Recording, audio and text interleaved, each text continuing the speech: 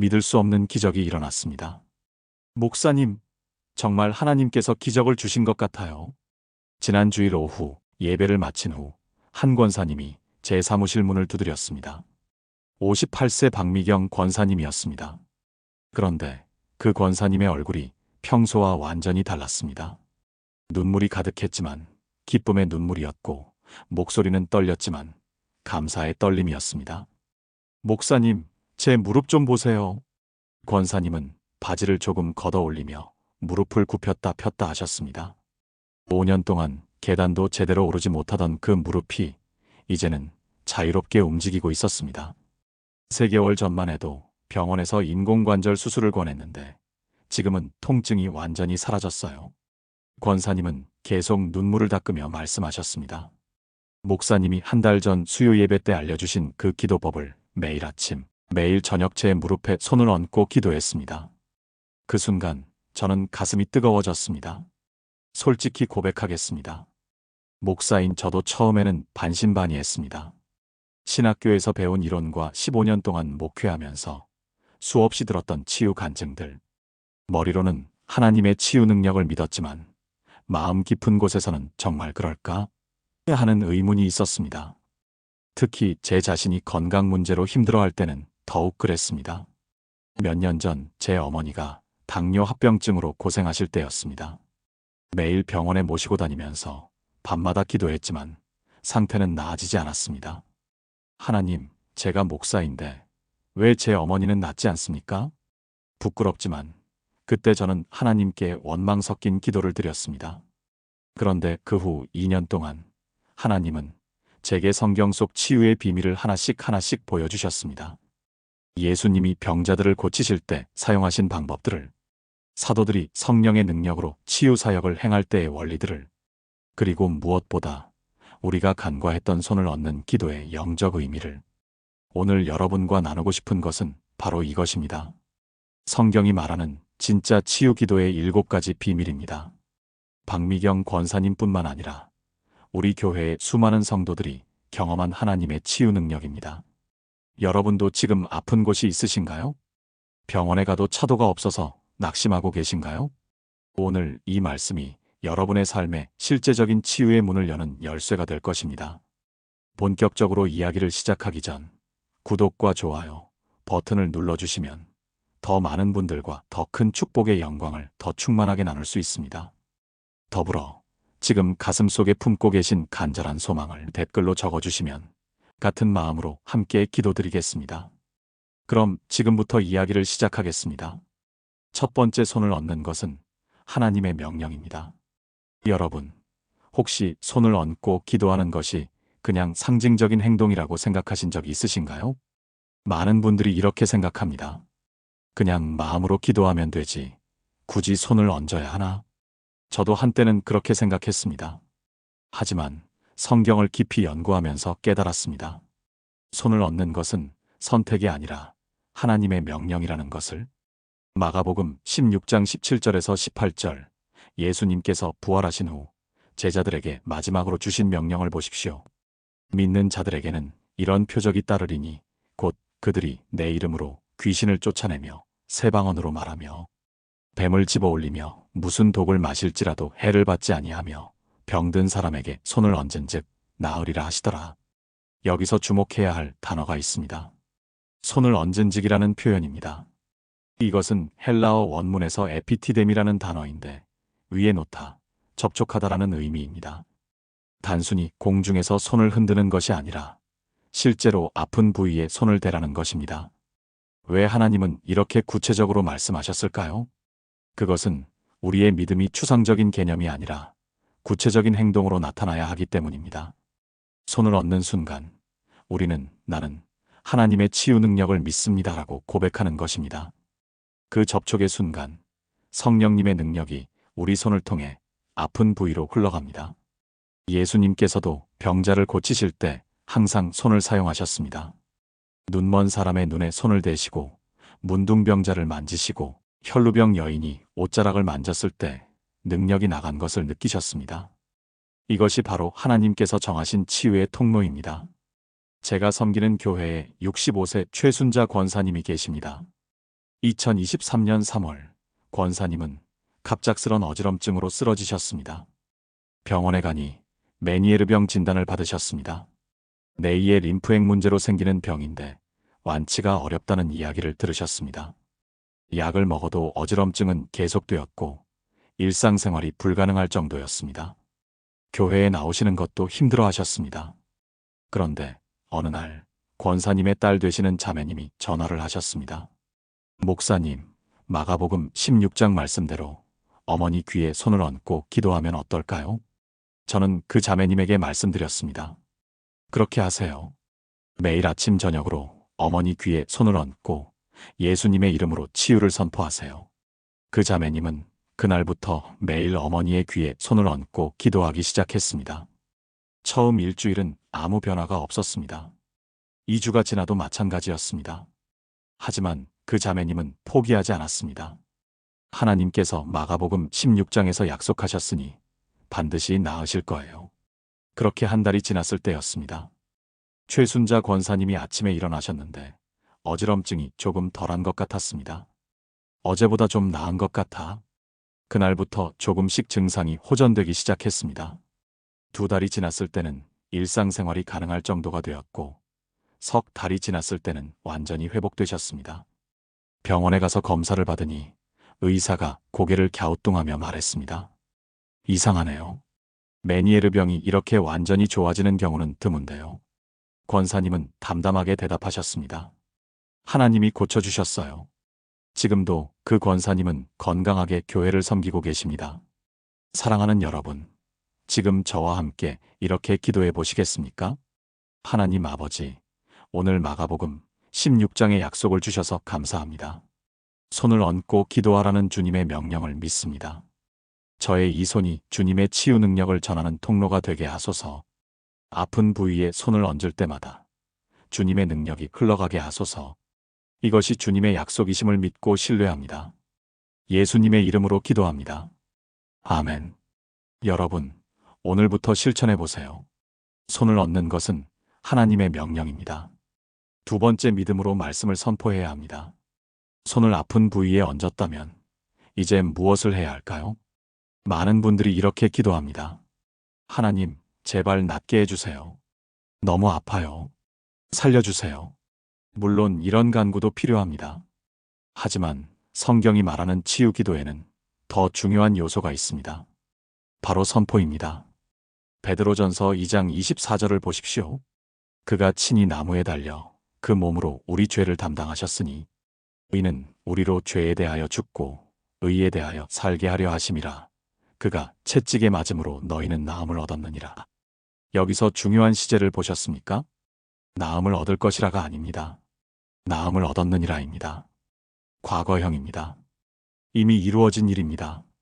2000년 전 십자가에서 예수님이 채찍에 맞으실 때 이미 우리의 치유는 완성되었습니다. 그러므로 우리가 할 일은 주세요가 아니라 받았습니다를 선포하는 것입니다. 이것이 바로 믿음의 언어입니다. 보이지 않는 것을 보이는 것처럼 고백하는 것, 아직 나타나지 않은 것을 이미 이루어진 것처럼 선포하는 것, 그것이 히브리서 11장 1절이 말하는 믿음은 바라는 것들의 실상입니다. 실상이란 이미 존재하는 것, 이미 완성된 것을 의미합니다. 우리는 단지 그것을 믿음으로 받아들이고 선포하면 됩니다. 부산에 사시는 54세 김영애 집사님의 이야기를 들려드리겠습니다. 집사님은 2022년 8월에 유방암 진단을 받으셨습니다. 위기였고 의사는 수술과 항암 치료를 권했습니다. 집사님은 치료를 받기로 결정했지만 동시에 기도도 시작하셨습니다. 매일 아침 5시에 일어나서 자신의 가슴에 손을 얹고 이렇게 선포하셨습니다.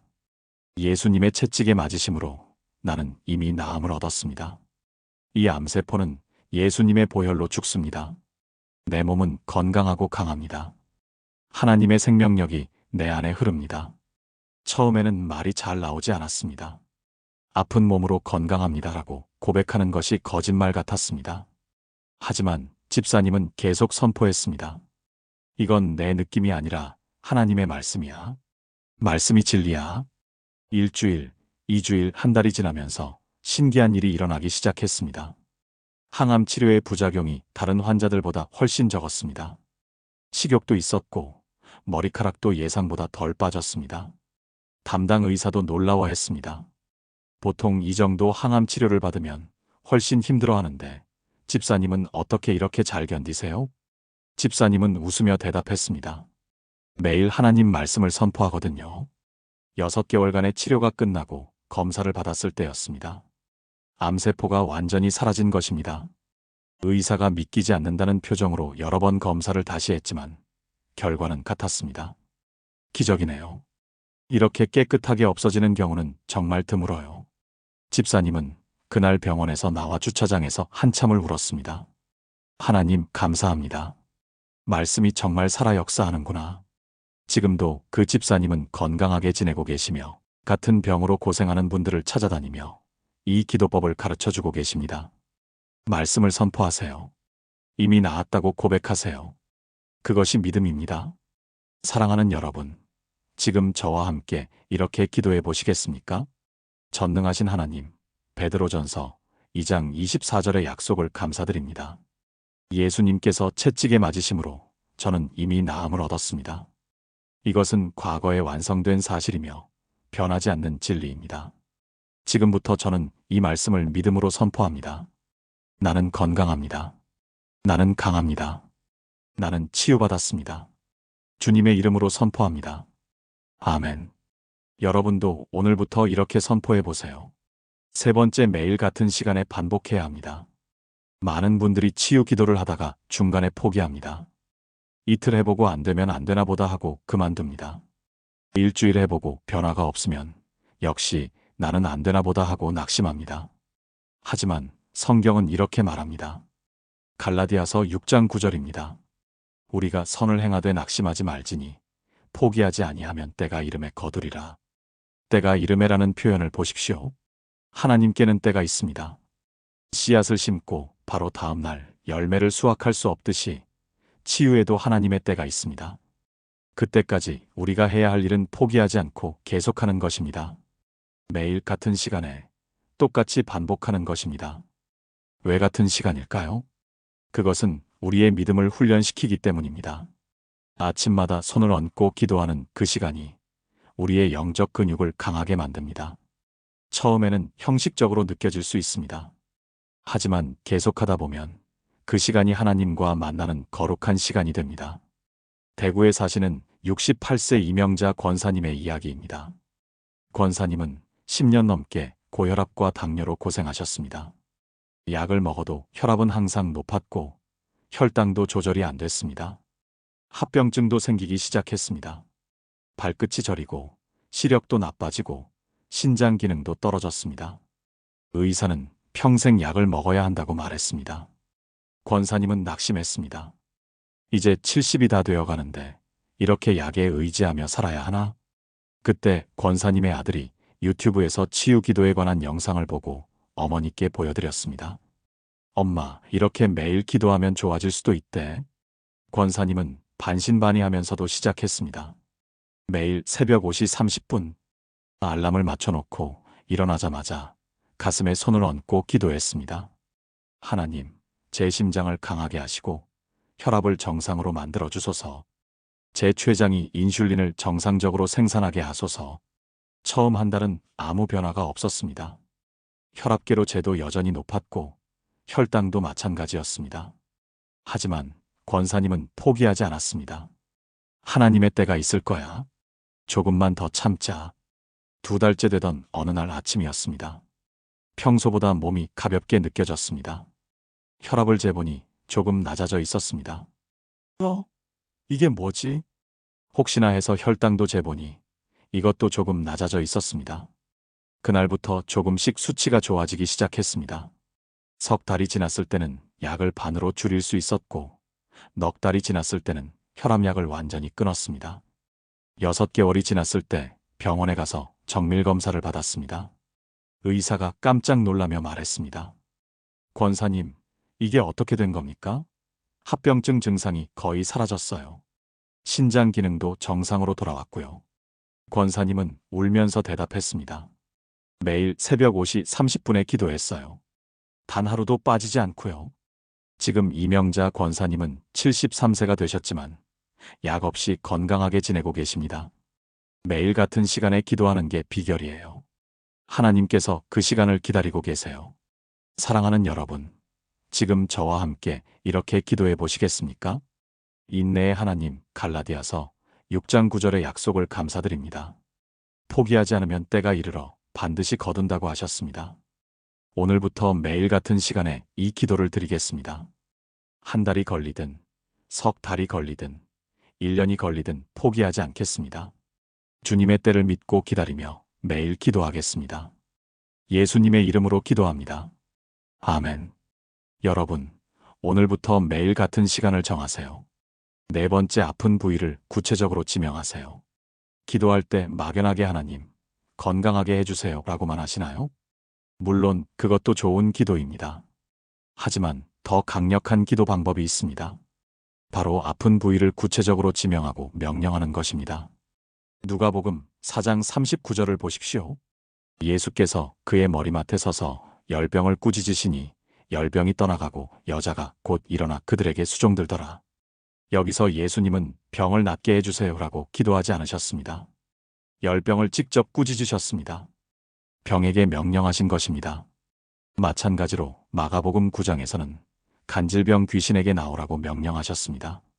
예수님은 항상 구체적으로 병을 지목하고 명령하셨습니다. 우리도 그렇게 해야 합니다. 무릎이 아프면 무릎에 손을 얹고 무릎아, 예수님의 이름으로 명령한다. 너는 치유받았다고 선포해야 합니다. 위장이 아프면 배에 손을 얹고 위장아, 정상으로 돌아오라. 소화 기능이 회복되라고 명령해야 합니다. 이것이 권세 있는 기도입니다. 서울에 사시는 51세 정수진 집사님의 이야기입니다. 집사님은 2023년 초부터 극심한 두통에 시달렸습니다. 하루도 빠짐없이 머리가 아팠습니다. MRI도 찍어보고 CT도 찍어봤지만 특별한 이상이 없다고 했습니다. 신경성 두통이니 스트레스를 줄이세요. 의사의 처방은 그게 다였습니다. 진통제를 먹어도 잠깐 나았다가 다시 아팠습니다. 일상생활이 힘들 정도였습니다. 회사 일도 제대로 못하고 교회도 빠지기 일쑤였습니다. 그러던 어느 날 집사님이 새벽 기도회에서 제 설교를 들으셨습니다. 아픈 부위를 구체적으로 지명하고 명령하세요. 집사님은 그날부터 실천하기 시작했습니다. 매일 아침 두 손으로 머리를 감싸 쥐고 이렇게 기도했습니다. 내 머릿속 혈관들아, 예수님의 이름으로 명령한다. 정상적으로 확장되고 수축하라. 혈액순환이 원활해지라. 뇌신경들아, 안정을 찾아라. 통증이여, 떠나가라. 나는 건강하다. 처음에는 어색했습니다. 이게 무슨 기도야? 싶었습니다. 하지만 계속했습니다. 일주일이 지났을 때 두통의 강도가 조금 약해진 것 같았습니다. 기분 탓인가? 2주가 지났을 때 확실히 달라졌습니다. 하루 종일 아프던 것이 이제는 오후에만 조금 아팠습니다. 한 달이 지났을 때는 이틀에 한 번 정도만 아팠습니다. 2달이 지났을 때는 일주일에 한 번으로 줄었고 석 달이 지났을 때는 완전히 사라졌습니다. 집사님은 믿기지 않았습니다. 정말 나은 건가? 다시 아플 수도 있는 거 아닌가? 하지만 한 달이 지나도 2달이 지나도 두통은 다시 오지 않았습니다. 지금도 정수진 집사님은 건강하게 회사 다니고 교회 봉사하고 계십니다. 구체적으로 명령하는 기도가 이렇게 강력한 줄 몰랐어요. 이제는 어디가 아프면 바로 그 부위에 손을 얹고 명령해요. 여러분도 지금 당장 실천해 보세요. 무릎이 아프십니까? 무릎에 손을 얹고 무릎아, 너는 강하고 건강하다고 선포하세요. 위장이 안 좋으십니까? 배에 손을 얹고 위장아, 소화 기능이 회복되고 강해진다고 명령하세요. 눈이 침침하십니까? 눈에 손을 얹고 눈아, 시력이 회복되고 맑아진다고 선포하세요. 사랑하는 여러분, 지금 저와 함께 이렇게 기도해 보시겠습니까? 권세의 주님, 누가복음 4장 39절의 본을 주셔서 감사합니다. 예수님처럼 저도 병에게 명령할 권세를 주셨습니다. 지금부터 제 아픈 부위에 손을 얹고 구체적으로 명령합니다. 이 병이여, 예수님의 이름으로 떠나가라. 이 통증이여, 예수님의 이름으로 사라져라. 나는 건강하고 강하다. 예수님의 이름으로 선포합니다. 아멘. 오늘부터 구체적으로 명령하세요. 5번째 감사와 찬양으로 기도를 시작하세요. 많은 분들이 기도를 할 때 바로 간구부터 시작합니다. 하나님, 이것 주세요. 저것 고쳐주세요. 물론 간구도 중요합니다. 하지만 성경이 가르치는 기도의 순서는 다릅니다. 빌립보서 4장 6절을 보십시오. 아무것도 염려하지 말고 다만 모든 일에 기도와 간구로 너희 구할 것을 감사함으로 하나님께 아뢰라. 감사함으로라는 단어를 보셨습니까? 간구하기 전에 먼저 감사해야 합니다. 왜 그럴까요? 감사는 하나님의 임재를 여는 열쇠이기 때문입니다. 시편 100편 4절은 이렇게 말합니다. 감사함으로 그의 문에 들어가며 찬송함으로 그의 궁정에 들어가서 감사와 찬양이 먼저 나올 때 하나님의 임재가 임합니다. 그리고 하나님의 임재가 임하는 곳에 치유가 일어납니다. 아직 낫지 않았는데 어떻게 감사할 수 있느냐고요? 바로 그것이 믿음입니다. 보이지 않는 것을 믿고 미리 감사하는 것. 요한복음 11장에서 예수님이 나사로를 살리시기 전에 하신 일을 기억하십니까? 먼저 감사 기도를 드리셨습니다. 아버지여, 내 말을 들으신 것을 감사하나이다. 아직 나사로가 살아나지 않았는데 미리 감사하신 것입니다. 그리고 그 감사 후에 기적이 일어났습니다. 광주에 사시는 59세 한명숙 권사님의 이야기입니다. 권사님은 3년 동안 불면증으로 고생하셨습니다. 밤에 잠을 자지 못하니 낮에는 피곤하고 기력이 없고 우울해졌습니다. 병원에서 수면제를 처방받았지만 약에 의존하고 싶지 않았습니다. 이 약을 평생 먹어야 하나? 권사님은 절망했습니다. 그러던 어느 날 교회 신방을 갔을 때 한 집사님이 권사님께 이렇게 말했습니다. 권사님, 잠자기 전에 감사 기도부터 해보세요. 15분 동안 감사만 하고 기도 끝내보세요. 권사님은 의아했습니다. 불면증을 고쳐달라고 기도해야 하는 거 아닌가요? 아니요. 먼저 감사하세요. 건강한 부분에 대해, 살아계신 것에 대해, 가족에 대해, 모든 것에 감사하세요. 그리고 마지막에 잠도 주실 줄 믿고 감사합니다라고 하세요. 권사님은 반신반의하면서도 그날 밤부터 시작했습니다. 침대에 누워서 15분 동안 감사했습니다. 하나님, 오늘 하루 무사히 지나게 하셔서 감사합니다. 밥 먹을 수 있게 하셔서 감사합니다. 걸을 수 있게 하셔서 감사합니다. 볼 수 있게 하셔서 감사합니다. 들을 수 있게 하셔서 감사합니다. 처음에는 억지로 감사 제목을 찾았습니다. 하지만 하다 보니 감사할 것이 정말 많았습니다. 15분이 금방 지나갔습니다. 그리고 마지막에 오늘 밤 깊은 잠을 주실 줄 믿고 감사합니다라고 했습니다. 신기하게도 그날 밤 평소보다 빨리 잠이 들었습니다. 이게 뭐지? 다음 날 밤에도 똑같이 했습니다. 감사 15분, 그리고 잠 주실 줄 믿고 감사합니다. 그날 밤도 잠이 잘 왔습니다. 일주일을 계속하자 확실히 달라졌습니다. 이제는 수면제 없이도 잠을 잘 수 있었습니다. 한 달이 지나자 불면증이 완전히 사라졌습니다.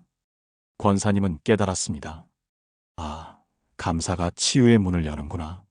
감사하니까 마음이 평안해지고 평안하니까 잠이 오는구나. 지금도 한명숙 권사님은 매일 밤 감사 기도로 하루를 마무리하십니다. 감사가 습관이 되니까 인생이 행복해졌어요. 여러분도 오늘부터 실천해 보세요. 치유를 구하기 전에 먼저 10분 동안 감사하세요. 건강한 부분에 대해 감사하세요. 숨 쉴 수 있는 것, 걸을 수 있는 것, 볼 수 있는 것, 들을 수 있는 것. 감사할 것이 얼마나 많은지 깨닫게 될 것입니다. 사랑하는 여러분, 지금 저와 함께 이렇게 기도해 보시겠습니까?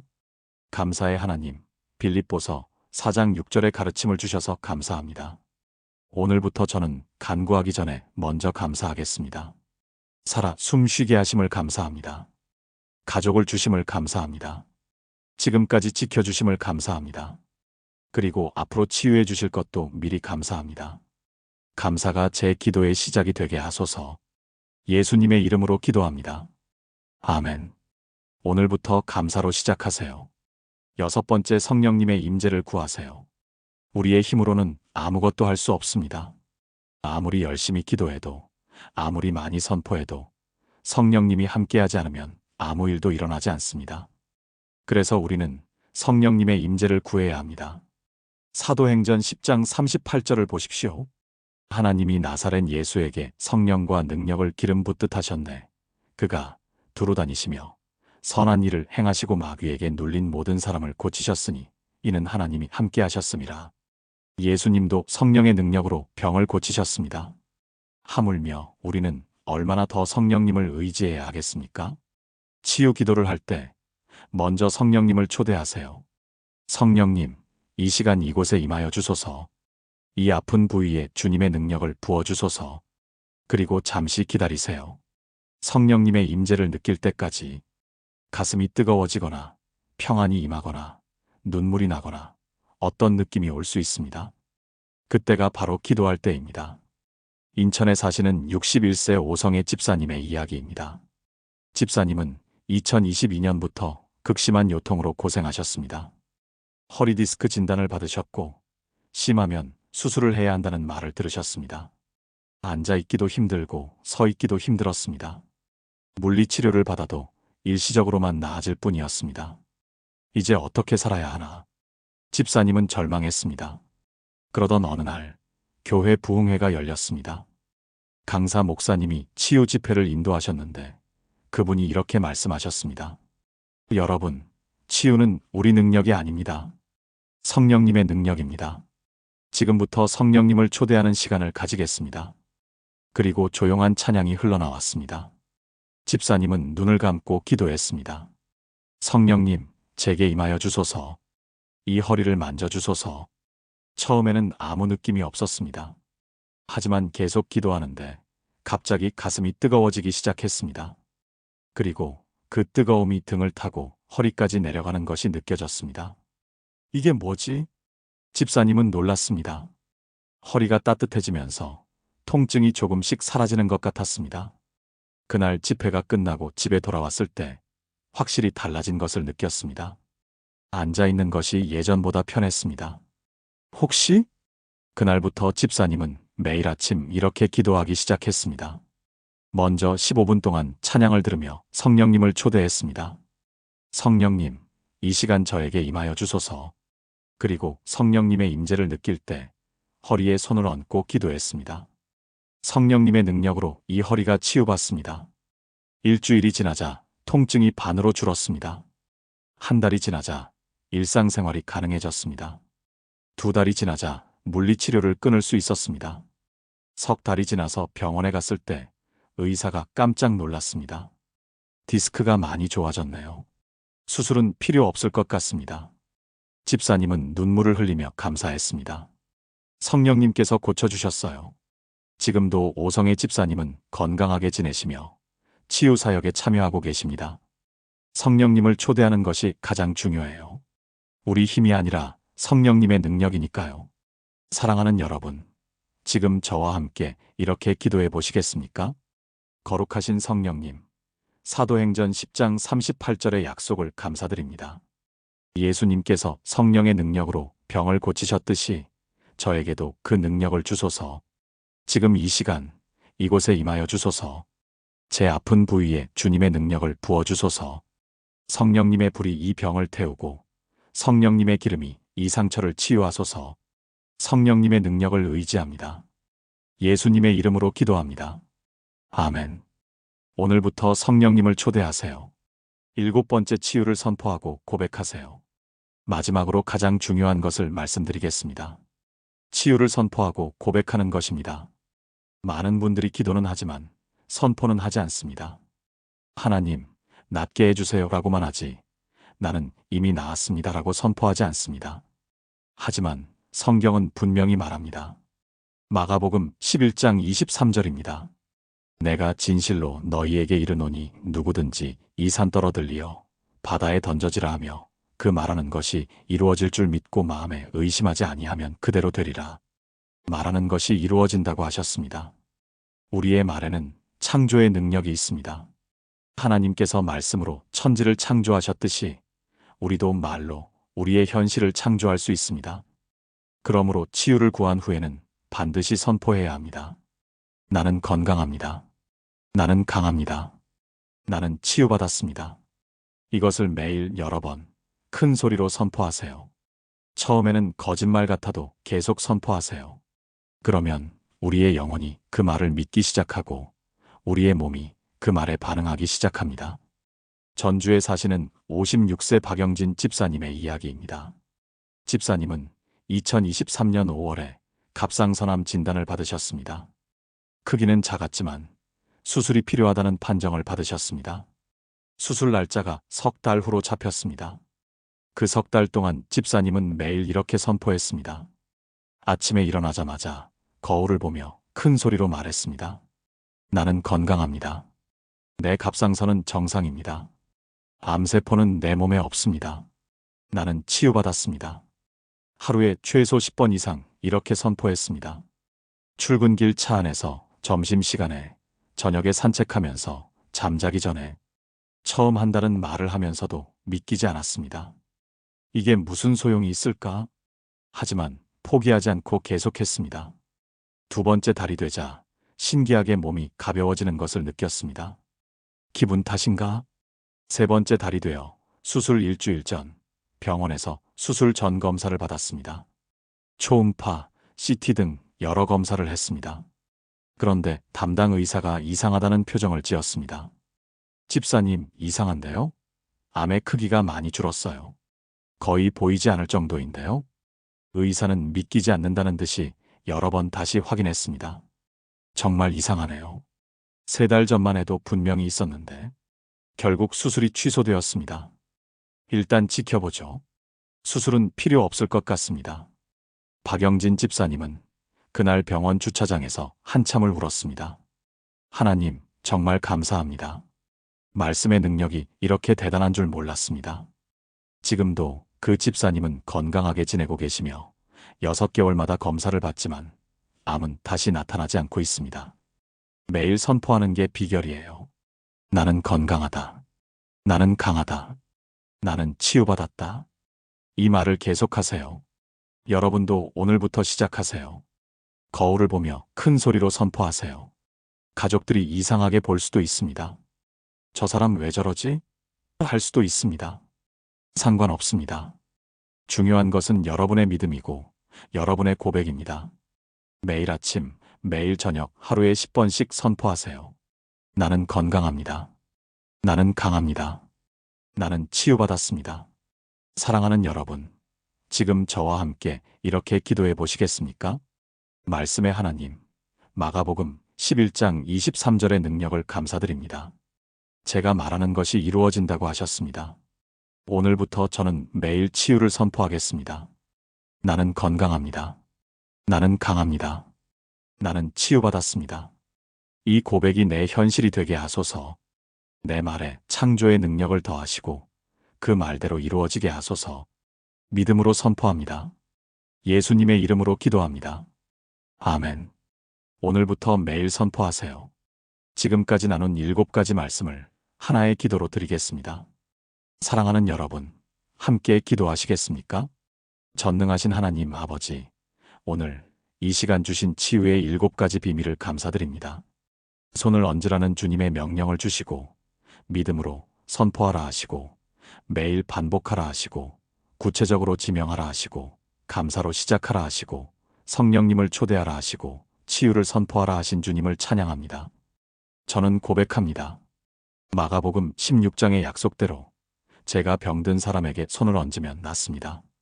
베드로전서 2장 24절의 약속대로 예수님의 채찍에 맞으심으로 저는 이미 나음을 얻었습니다. 갈라디아서 6장 9절의 약속대로 포기하지 않으면 때가 이르러 반드시 거둡니다. 누가복음 4장 39절의 본을 따라 저도 병에게 명령할 권세가 있습니다. 빌립보서 4장 6절의 가르침대로 감사함으로 하나님께 나아갑니다. 사도행전 10장 38절의 능력대로 성령님께서 저와 함께 하시며 치유하십니다. 마가복음 11장 23절의 말씀대로 제가 말하는 것이 이루어집니다. 오늘부터 저와 제 가족이 매일 아침, 매일 저녁 이렇게 기도하게 하소서. 아픈 부위에 손을 얹고 믿음으로 선포하며 감사함으로 시작하고 성령님을 초대하며 치유를 선포하게 하소서. 이 기도가 우리 삶의 습관이 되게 하시고 이 고백이 우리 가정의 문화가 되게 하소서. 한 달이 걸리든 석 달이 걸리든 1년이 걸리든 포기하지 않고 매일 기도하겠습니다. 주님의 때를 믿고 기다리며 주님의 능력을 의지하며 주님의 약속을 붙잡습니다. 우리의 모든 질병을 치유하시고 우리의 모든 연약함을 강하게 하시며 우리의 모든 고통을 기쁨으로 바꾸시는 주님을 찬양합니다.